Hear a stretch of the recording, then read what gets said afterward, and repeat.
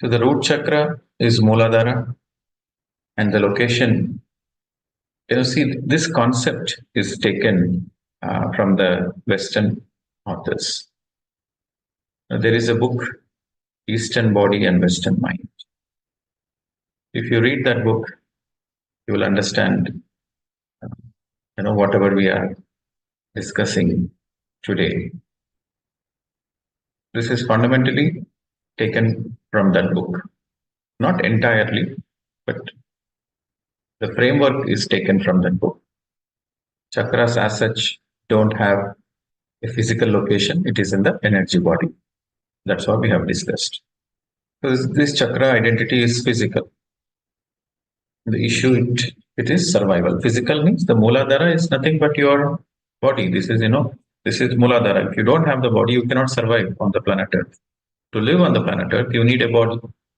Right? So this Muladhara chakra deals with your physical aspect of you, which simply means it deals with your physical body. And the issue it deals with is survival. It relates to your physical well-being. How well you feel within your body, how healthy you are. And it relates to your food, it relates to your survival instincts, job, income, security, money, etc. It also deals with your health. This is a very important chakra where, your very foundation is this chakra. Imagine if you are not healthy, you cannot do whatever you want to do in life. Or if you have not given proper food, you are hungry, you are starving, you cannot go and ask that person to meditate. You cannot go and teach him the karma science. For him, he is least bothered about any spiritual science. He needs some food so that he can survive. So this is the base. Only when you are well fed, only when you are well taken care within the body, your body is taken care well, your body is comfortable, then you are able to focus on other aspects of life. But if your survival is not taken care, proper food is not fed, your health is not in good condition, then you cannot go to the higher aspects of your life, to the refined aspects of your life. So what blocks one's physical well-being is the fear. The energy is the fear. So for this first chakra, the demon energy is the fear energy. And the opposite energy of the fear is the energy of the trust. So you have to understand that energy can neither be created nor be destroyed. The fear is already inside you. You cannot destroy the fear, but you can transform the fear. See, our focus is on the transformation. It is the same energy. The fear energy is part of you. It is within you. So how do you transform that fear energy? So that is where the spiritual science comes into the play. To transform the physical fear, to transform the fear energy into the energy of trust, what needs to be done? So that is the discussion we'll be having today. So let us understand a little why this fear energy comes in. What are some of the possible causes? What are the possible reasons? There are many reasons why the fear energy comes. Fundamentally, if you are having fear energy, it is definitely from your past lives. Past lives, if you have done certain things, you have given a lot of fear to others, you have a lot of karmic baggage, then naturally in this lifetime you will go through a lot of fears. And unwanted pregnancy, trauma during the birth process. It also, we have the body cells. The body cells has the memory, body biomemory. And if it is an unwanted pregnancy, your very survival is at stake. So the fear gets into your memory, body cells. And birth trauma also. this fear gets into your body cells. And as a child, neglect, abandonment, anytime you are neglecting a child, the child feels unwanted. The child feels that nobody loves the child. And if the child is given very harsh punishments and abandonment issues, like the mother or the father, scares the child that if you don't listen to us, we will abandon you.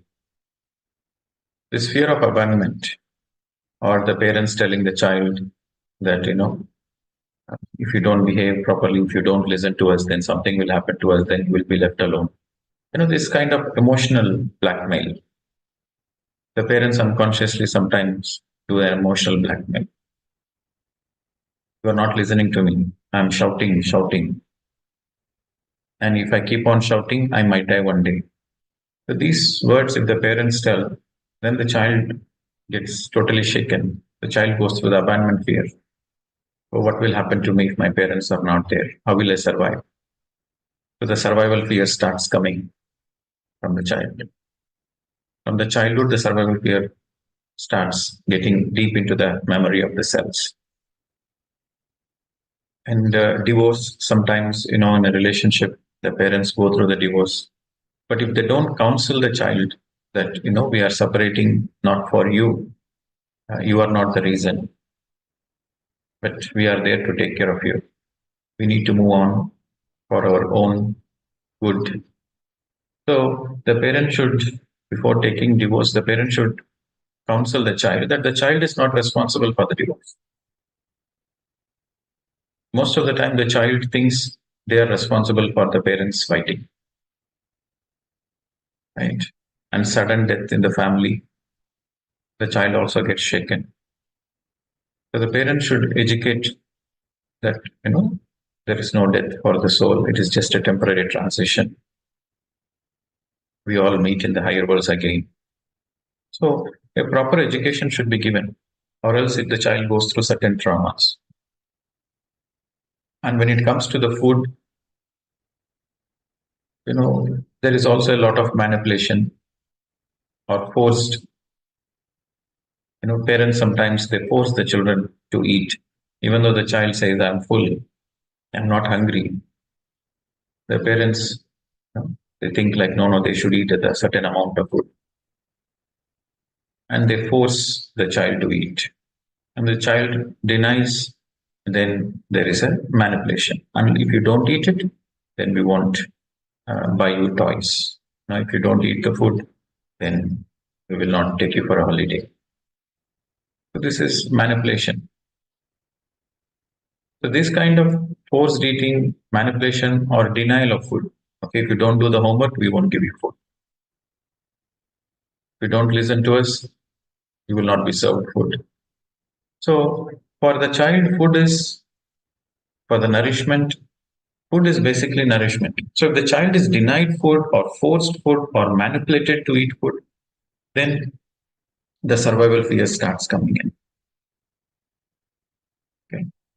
And again, if you eat the food of pain and suffering, like if you eat meat and other foods which are of pain and suffering, that also creates a lot of fear energy within you. And physical abuses, okay, as a child, the child goes through the physical abuse, definitely there is the fear energy which will go into your being. Okay, because you lose the trust on your parents, because you think your parents are there to protect you. But if your very parents are beating you, physically abusing you, you lose trust. When you lose trust, there is a lot of fear, right? And it affects your well-being. Even if when you grow up as an adult, it affects your well-being. And then if it becomes a little extreme, then it ends up into mind-body split. Mind-body split means the child programs the mind that I should not feel the pain. Okay, you want to hit me, you hit me, but I don't want to feel the pain. So the child programs the mind not to feel the pain in spite of the physical abuse. That results in a mind-body split. So these people, when they grow up, they are not sensitive to their body, and they are prone to all the abuse, alcoholic abuse, drug abuse, all kinds of abuse, because there is a mind body split. They are not connected to the body, they are not sensitive to the body. So it is very important that the child feels very protected and taken care. And sometimes the parents discuss about job insecurities, job loss, financial problems, economic conditions. The parents discuss about this in front of the children, but they don't know the consequences. The consequences is the children are absorbing their insecurities and fears. So instead of having trust and hope on life, the fear energy gets programmed in. So to be parents is a very, very responsible job. And let us see some of the qualities if the energy is deficient. If the root chakra energy is deficient, because we discussed about, okay, how do you know that which chakra is in imbalance? We said it is through the pattern analysis. So now this is what we are going to discuss.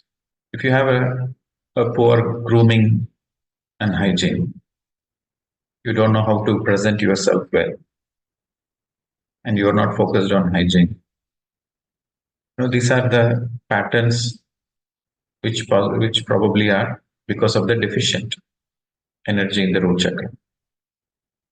Or you are underweight, notably, the shape of your body is you're always underweight. In spite of eating all the good food, you are underweight. And you're always fearful, restless, anxious, and you have the tendency to escape the demands of life. And you are not grounded. You are not practical. You're always daydreaming. You are in your own fantasy world, and you don't have a good focus. You cannot concentrate. You cannot focus, and there is no proper discipline. And you are disorganized. Nothing is organized at your home, at your workplace, the way you carry yourself. Everything is disorganized. And even your financial health, your financials are also totally disorganized. You don't have a proper plan, and you end up in financial difficulties. If you're not organized financially, you are disorganized. You don't know where to put your savings. You don't know how to generate the passive income. You're totally disorganized. Then naturally you end up in financial difficulty. So these are the patterns for deficient. Excessive means they are too much rigid. In the deficient, they are, if you go through you see the deficient, they are like disorganized. But here, the excessive, they are too much into routine. Very disciplined military system. It is good to have discipline, but excessive of anything is the problem. So they resist change in their life. They want life to happen in a certain way. And they resist any kind of change in the life. They like to have a particular routine. And they're not adaptable to the change in the routine. While you have a routine, you need to have a little space for any changes. But these people who are excessive, they are like very rigid. And these people are into material obsession. The deficient people, they don't know how to take care of finances. The excessive people, they are too much into money, greed, wealth, hoarding. There is an obsession. They have one house, but they want one more house. They have two houses, they want one more house. The deficient people probably don't have a house for themselves because they don't know how to save money. But the excessive people, they are into hoarding. They are into accumulation of the wealth. They become greedy. They feel a sense, they have a sense of security. They feel a sense of security by holding more and more property. And these people, the deficient people are underweight and excessive people are obese and they overeat. Both are problem. And these people are driven towards financial achievements. They don't work for passion. They don't work for love. They work for money. For them, money motivates them. They don't see whether it is an ethical job, whether the job is giving them satisfaction. whether they do a meaningful job, the job satisfaction is there. That doesn't concern. As long as they're getting money, that's fine. They'll do any kind of job. So they are driven towards financial achievements. And sometimes, these people, for them, money and wealth is more important than people. They are in the excessive category. And as I said, they have very rigid boundaries. They don't want to change. And whatever they believe in, that's it. They're close-minded. And these people, sometimes they are sluggish, lazy. They are not cheerful people. They are not happy-go-lucky people. You can see that their whole being is down with certain heaviness. They are lazy and tired, sluggish. And the balanced characteristics. Balanced characteristics is a basic independence and self-sufficiency and sense of inner security and trust in life. This is the key. They feel the security doesn't come from outside. They realize that the security doesn't come from how much money you have. The security doesn't come from how much wealth you have. There is a sense of inner security. They trust life and they take care of themselves. They have a good hygiene and they take care of themselves. They eat good food. They are health conscious. They want to make sure that they are eating right food the right time. When they are hungry, they eat. If they are not hungry, they don't eat. And they feel safe and they feel grounded. They are more practical. At the same time, financially also, they are independent. They are not too much focused on the wealth. Yes, they focus on whatever is their needs. They focus on their needs. And they are self-sufficient with what they have. So we have discussed about the patterns, how certain deficient characters will be there, certain excessive characters will be there, and how the balanced characteristics will be there. Now, when it comes to the root chakra, these are the questions we should be asking ourselves. Do we have any issues when it comes to money and prosperity? Because the first chakra deals with physical well-being, survival, materialistic things. So you have to question, what is your saving pattern? Do you have a healthy saving pattern? Right. So what is your attitude towards your bills? When you see a bill, and if the bill is surprisingly too much, what is your reaction? Are you overly worried? You complain, you grumble about the bills and expenses? Or you see that, okay, money is there to take care of the needs. As long as we have money, there is nothing need to be worried about it. So what is your attitude towards your bills and expenses? If you go to a supermarket, you are shopping the basic grocery. So how is your attitude? Are you buying the things what you need? Or you are too much worried on the price and the expenses? Even though you have money in your bank account, you don't want to spend. So what is your attitude towards your bills and expenses? Are you too much worried about retirement? You focus too much on retirement? Is there a worry, concern, what will happen to me tomorrow? Are you anxious about the economy? What is happening in the economy? You are anxious about the things which is not in your control. If you are worried about the things which are in your control, it is perfectly fine. But you are worried about the things which are not in your control, then there is some issue there. Do you gamble? Is there a gambling habit or purchasing lotteries? So the people who do gamble, they have this false system that they are going to make a lot of money in a short span. They're going to become millionaires overnight. So they believe in lottery tickets. And what is your attitude towards your wealth, like cars, jewelries, furnitures, home? Do you use those things for your comfort, or are you using those things for show off? Or you're using those things to feel safe? Because some people, they like to accumulate a lot of things at home. Even though they don't use the things, they like to accumulate and keep it. If their home is full of, like a godown, like a storage center, they have a lot of things, lot of vessels, lot of furniture, they feel comfortable. Some people, they cannot live in clean houses. They feel insecure. Clean houses with limited furniture, with limited things, they feel uncomfortable. So there is a problem with the root chakra. So when it comes to money and prosperity, these are the questions we need to ask. Then when it comes to career, are you constantly thinking about making more money? And rather than focusing on the job satisfaction, you're more focused on promotions and hike. And rather than having confidence in yourself, you're affected when somebody is getting laid off. You are feeling worried, you are feeling concerned. So that means you don't have trust in your own abilities. So constantly you are driven by fear in your work. And would you sacrifice a job which is paying less, but you are satisfied? Would you sacrifice that job to a high paying job? So that means you are compromising your ethics, where the other job is paying high, but there is no satisfaction. There is no work ethics. So would you sacrifice? So what is your priority? Your job satisfaction is your priority, or money is your priority? So these are the questions you need to ask yourself. In your workplace, are you driven by fear, or are you driven by your self-confidence? That is the question you need to ask.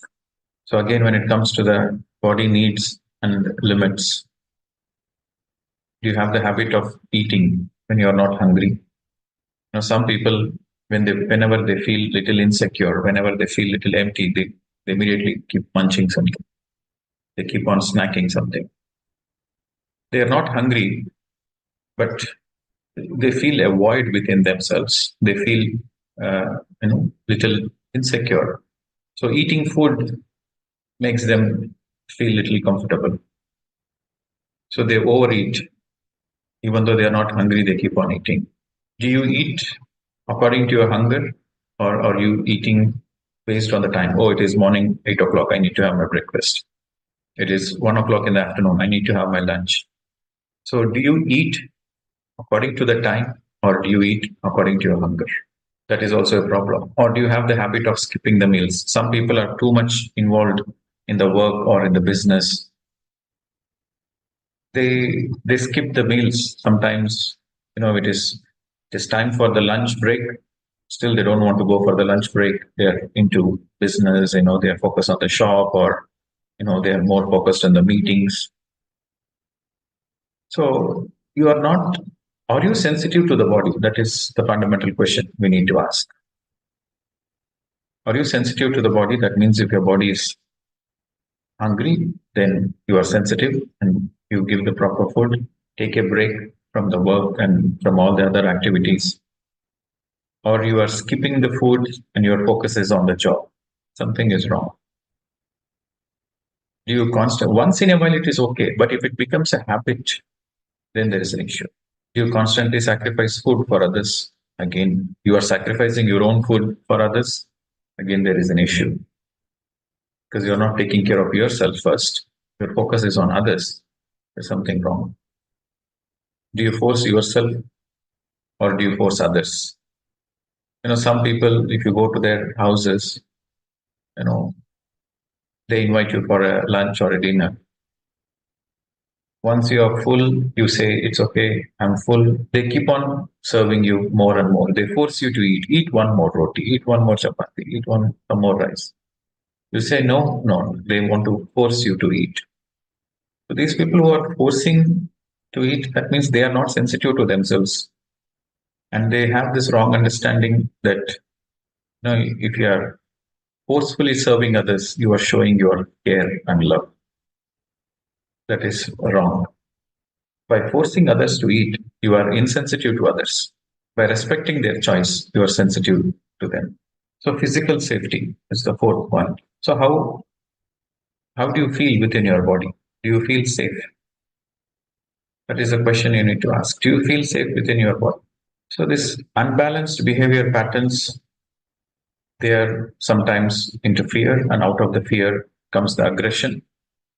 And sometimes the aggression is the mask of the fear. They have this policy, the best way of defense is offense. So out of fear, they go into offensive mode. They become aggressive. So these are all unbalanced behavior patterns: fear, aggression, fight, flight, freeze. So this is fundamentally the fear energy. Whenever you become freeze, you freeze yourself. You don't know how to react. You go into a freeze mode, or you are too much aggressive, fighting, or you escape. These are unbalanced. The root cause is the fear. And the balanced behavior pattern is do your best and leave the rest.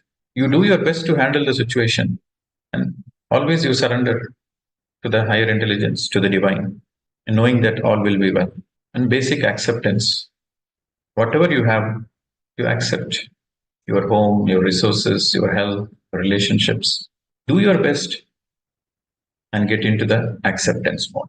Some people, they don't do their best, but they simply go into the surrender mode. That is escapism. There is a difference between doing your best and then surrendering compared to just straight away surrendering without doing your best. If you don't do your best and you are in the surrender mode, you are an escapist.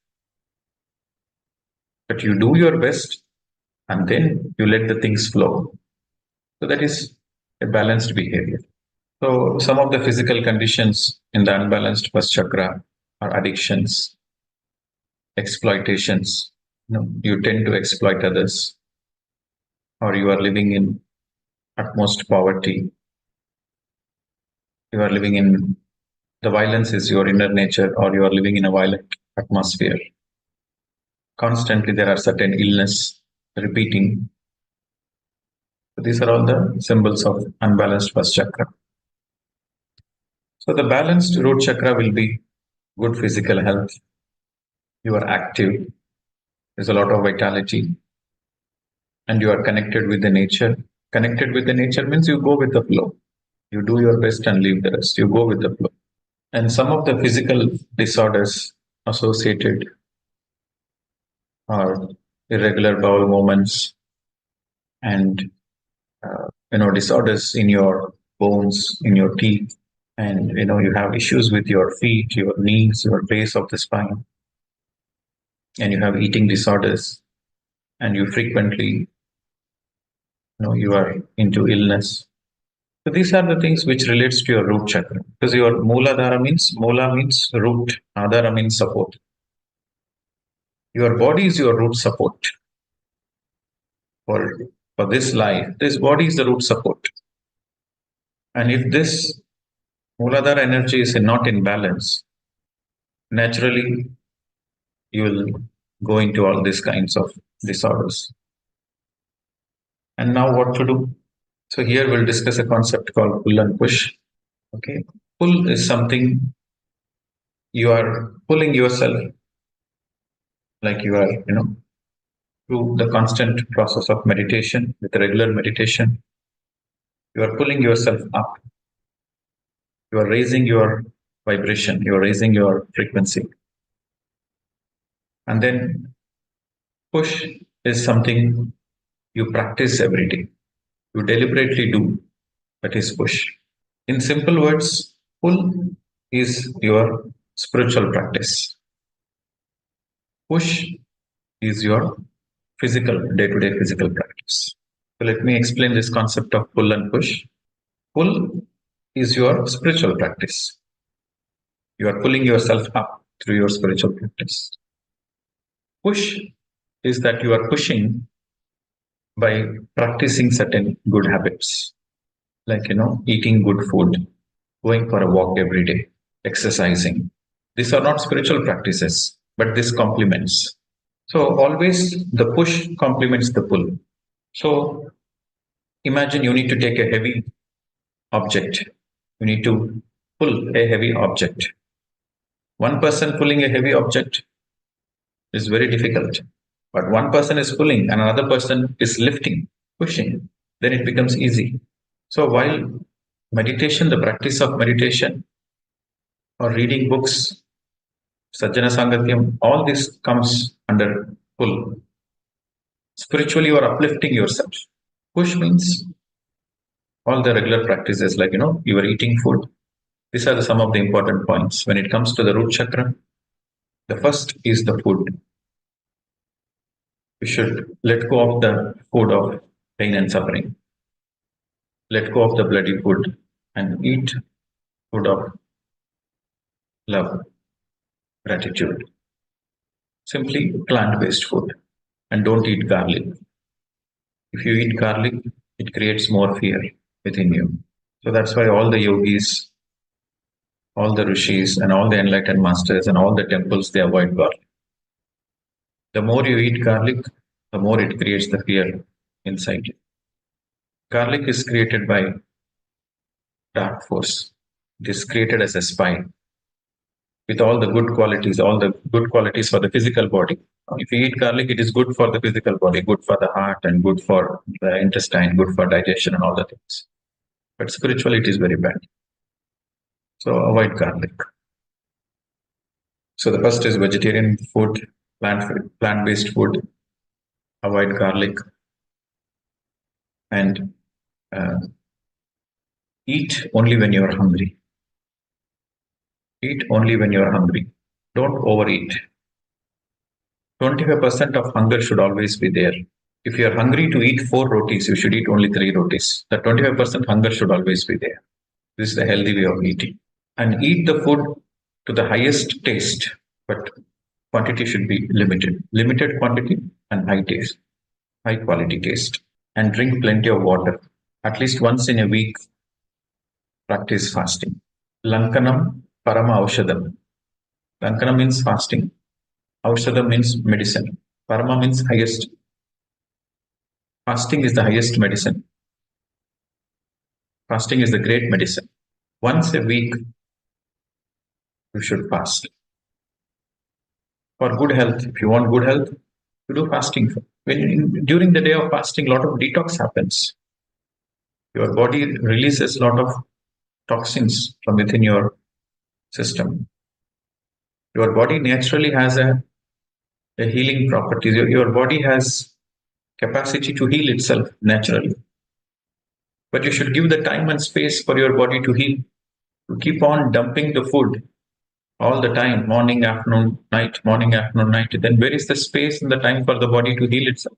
So, while the pull is meditation, swadhyaya, and sajjana sangatyam, the push is vegetarian food, no garlic, and limited food. The fourth point is fasting once in a week. So during the day of fasting, you can take only juices. Only fruit juices you can take. 2-3 glasses of fruit juices. And whenever you feel hungry, drink plenty of water. That is how you do a fasting.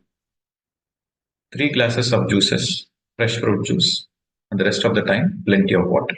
The day before fasting, you are on fruits and salads, uncooked food. So one day fasting and one day fruit-based diet. You do this very naturally, the healing happens. Naturopathy science is all about this detox. Naturopathy and yogic science.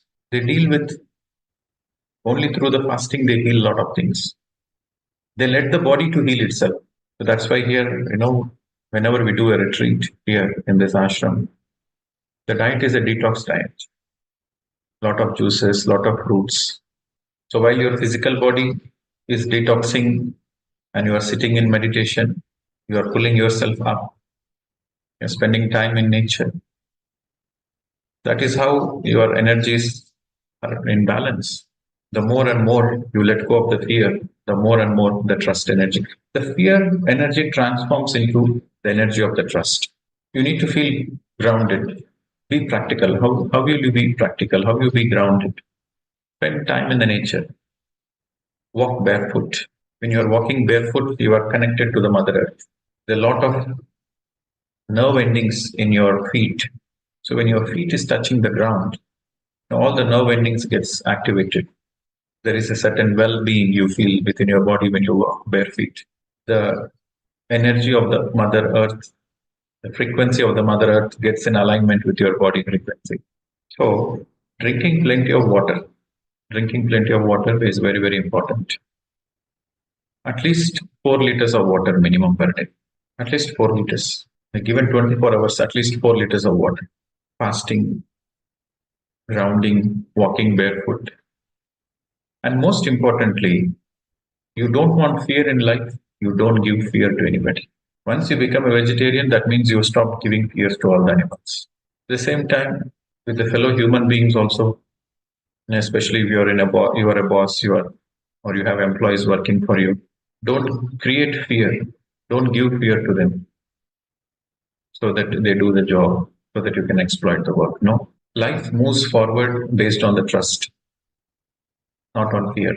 Especially if your parents, then stop giving all the fears to the child. Don't tell the child that if you don't study well, your life will be destroyed. You will become useless. So these are the fears you are giving. Rather, it should be based on the trust. Your intentions are good, but your actions are not good. That affects the child. So stop giving fears to all the people around you. Okay? Either it is uh, to your children or to your partner. Sometimes you blackmail your partners. If you do this, I will divorce you. If you do this, I will go away. Stop giving all the fears. Focus on the trust, not on the fears. And the only way you can, okay, by stop giving fears, you're not adding fears. But what about the existing fears? The existing fears, you have to face it. You have to deal with it. The only way you can deal with your fears is by facing the fears. To face the fears, it's not so easy. You need a lot of energy. You need a lot of awareness. Meditation helps you to face all your fears. And also bring in the element of trust. Remind yourself whenever you are facing that fears, that moment you remind yourself that I am not alone. You bring in the trust. I'm not alone. I know there is a divine energy supporting me. There is this God energy supporting me. I want to be a better person. I want to be a transformed person.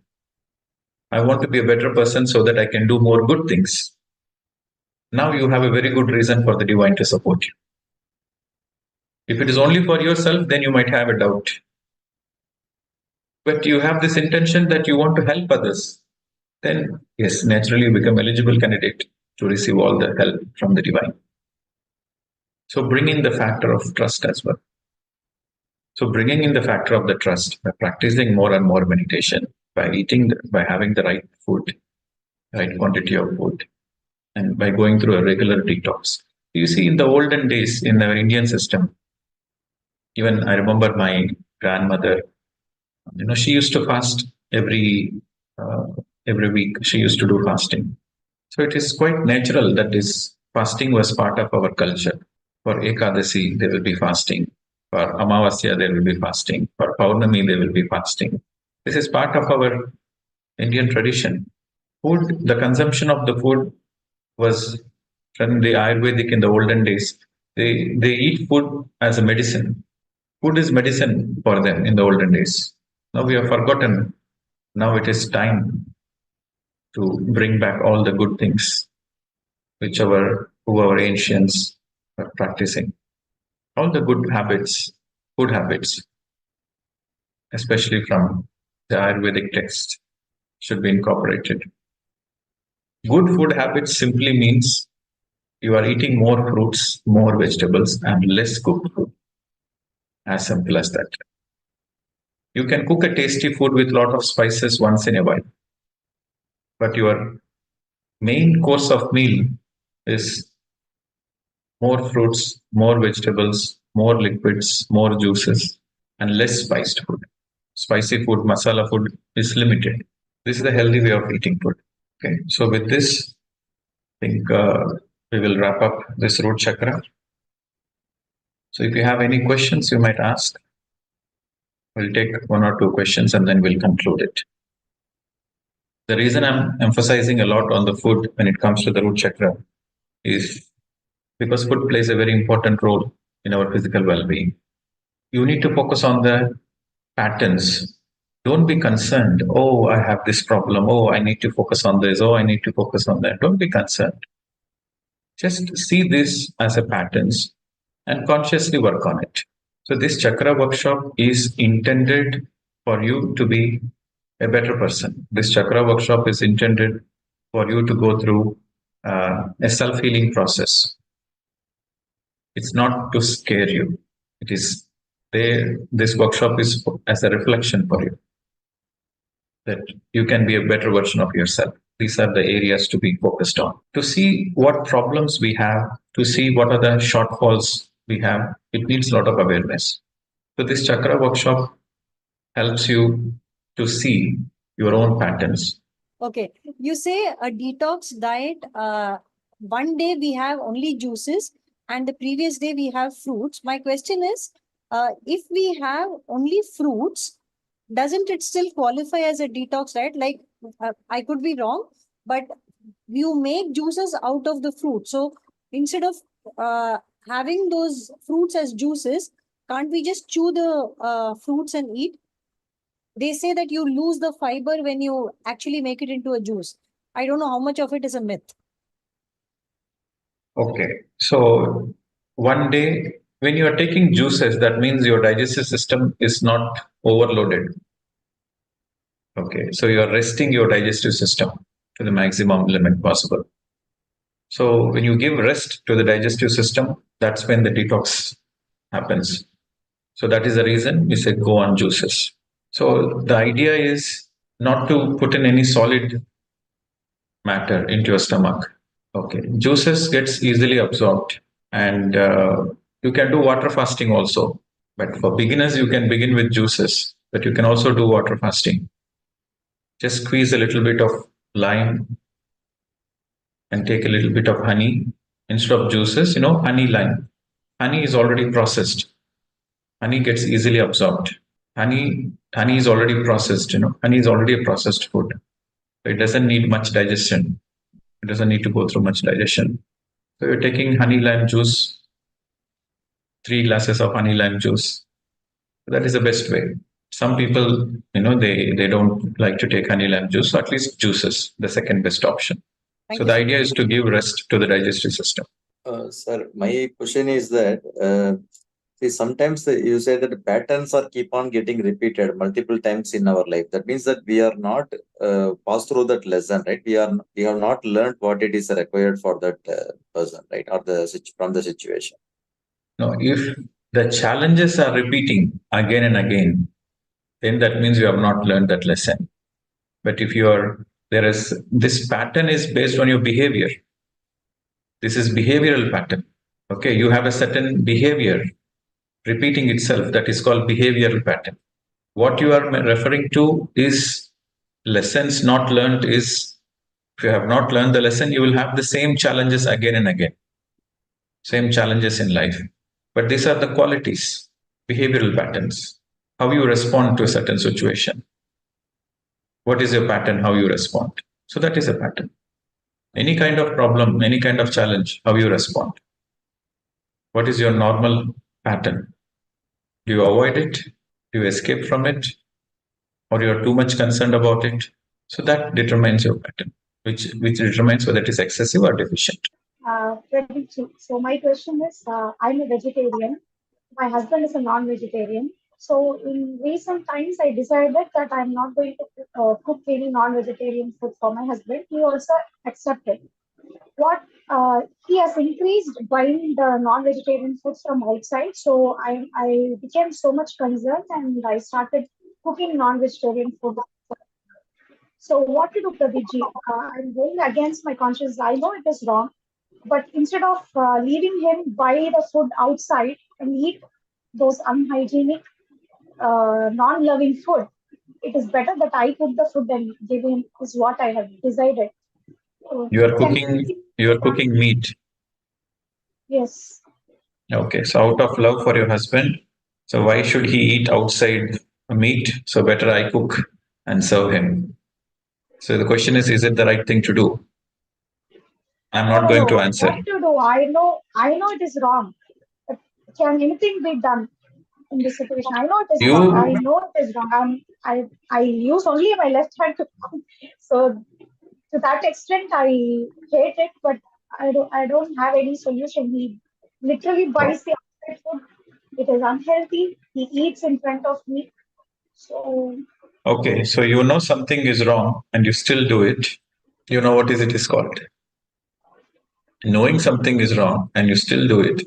Whatever might be the excuse.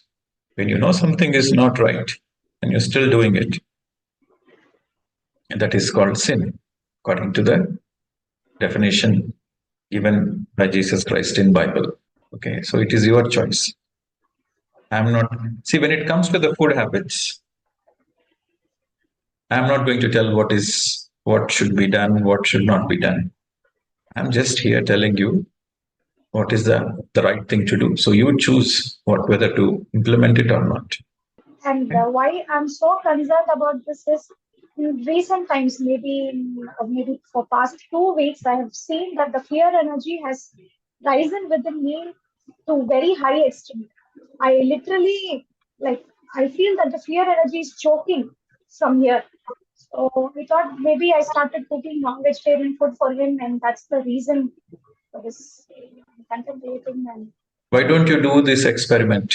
Stop cooking meat for some time, like say for 40 days.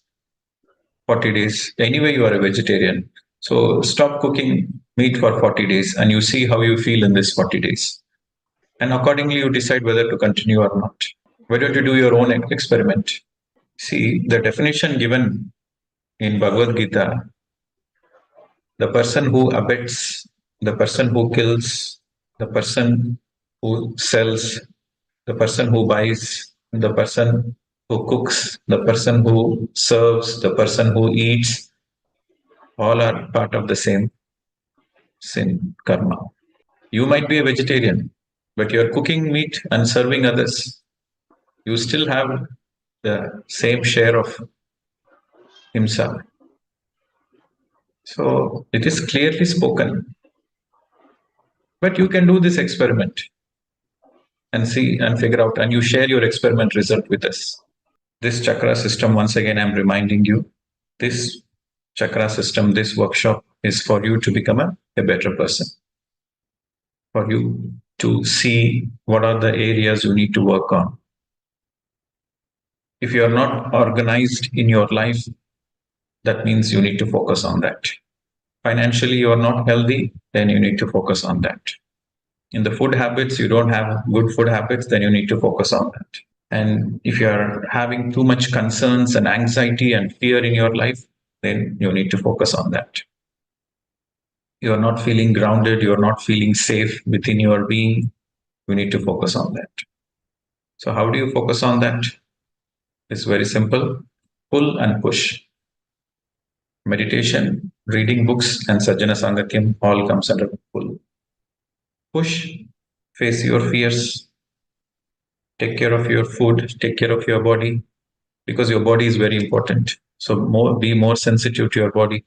Go for regular walking, exercises, yoga, keep yourself fit, have a routine, eat according to your hunger. So these are the things, when you do these things, then you feel safe, you feel comfortable within your system, within your body. And there is a hope that, life is a celebration. Life can be better. You can celebrate. See, if you are weak within your body, you are weak. Your foundations are shaken and the whole structure is shaking. So this is Muladhara. So if this energy to feel well, to feel safe, the energy which blocks that is the fear energy. So you know how to deal with the fear energy. Everybody has fear. It doesn't mean that the enlightened people don't have fear. They also have fear, but they are not stuck there. In spite of the fear, they move forward. The fear energy doesn't stop them. So that means you have grown out of fear. You have come out of fear. Courage is not the absence of fear. Courage means in spite of the fear, you move forward. That is courage. The greatest of all the fears is the fear of death. So the more you do meditation, the more you practice meditation, the more naturally you will realize that there is no death for the soul. Death is only for the body, just a transition, but the soul is eternal. So that gives a great relief. Then you don't fear. Then you take everything as a learning opportunity. Then every challenge is there for you to learn something. Because once you let go of the fear of death, then it becomes really easy to manage other fears in your life. So many fears: fear of unknown, fear of uncertainty, fear of survival, fear of judgments, fear of others' opinions. So all the fears will naturally come down. The more and more you face the fears, the more it becomes easier. Again, one of the most powerful tools for you to let go of the fear is your breath. Whenever you are feeling fearful of any situation, just take a deep breath. Take 2-3 deep breaths. And then don't react immediately. Don't act upon it. Just close your eyes for a few minutes. Even 2 minutes, you close your eyes and calm down. Be with your natural breath.